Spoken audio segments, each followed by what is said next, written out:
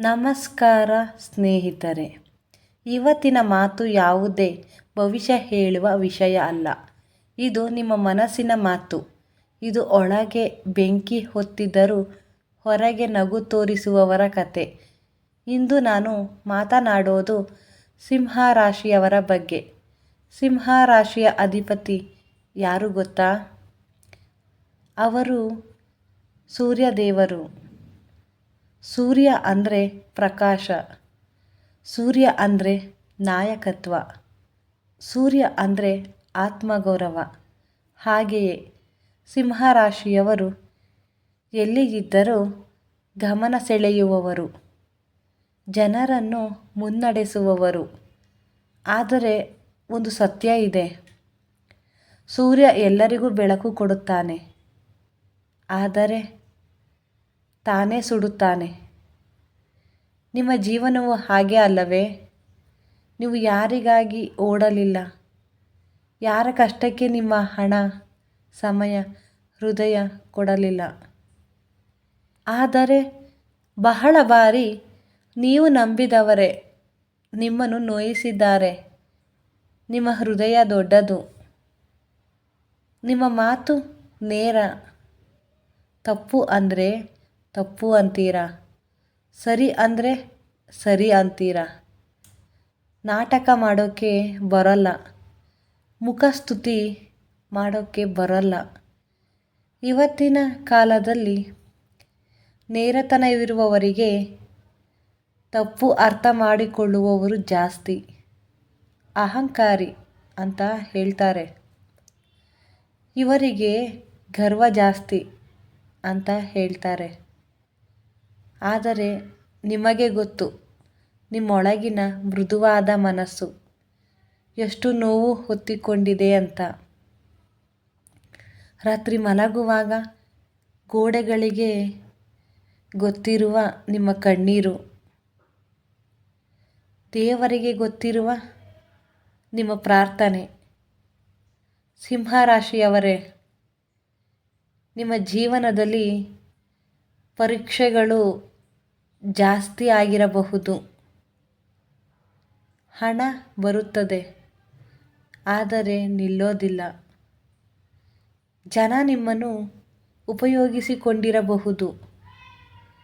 ಆದರೆ ನೆನಪಿಟ್ಟುಕೊಳ್ಳಿ, ಸೂರ್ಯನಿಗೆ ಗ್ರಹಣ ಬಂದರೂ ಅದು ಶಾಶ್ವತ ಅಲ್ಲ.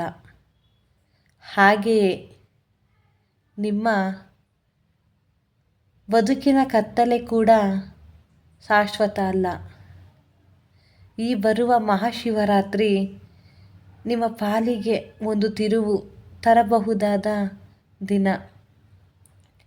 ಆ ದಿನ ನೀವು ಮಾಡಬೇಕಾದ 3 ಸರಳ ಕಾರ್ಯಗಳು ಇವೆ. 1. ಹಳದಿ ಹೂವಿನ ಅರ್ಪಣೆ. ಸೂರ್ಯಪ್ರಕಾಶದ ಸಂಕೇತ. ಹಳದಿ ಬಣ್ಣ ಶಕ್ತಿ ಮತ್ತು ಐಶ್ವರ್ಯದ ಸಂಕೇತ.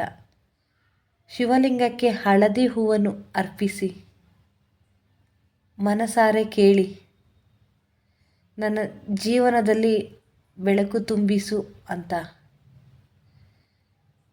ನೆನೆಸಿದ ಕಡಲೆಕಾಳು.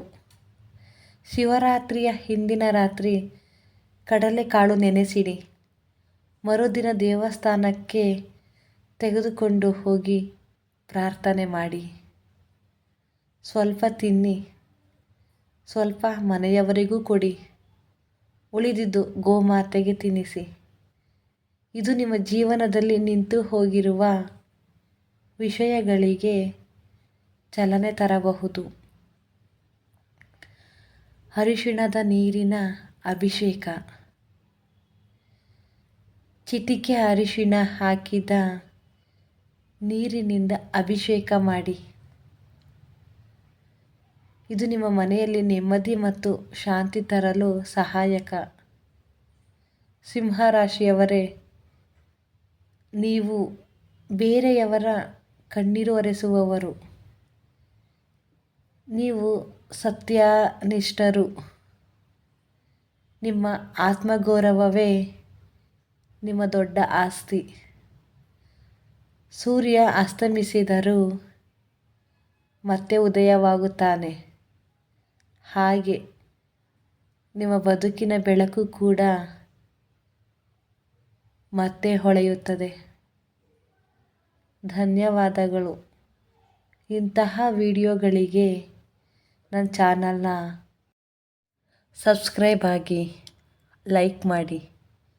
ಓಂ ನಮಃ ಶಿವಾಯ, ಓಂ ಶಿವಾಯ ನಮಃ ಅಂತ ಕಮೆಂಟ್ ಮಾಡಿ. ಧನ್ಯವಾದಗಳು.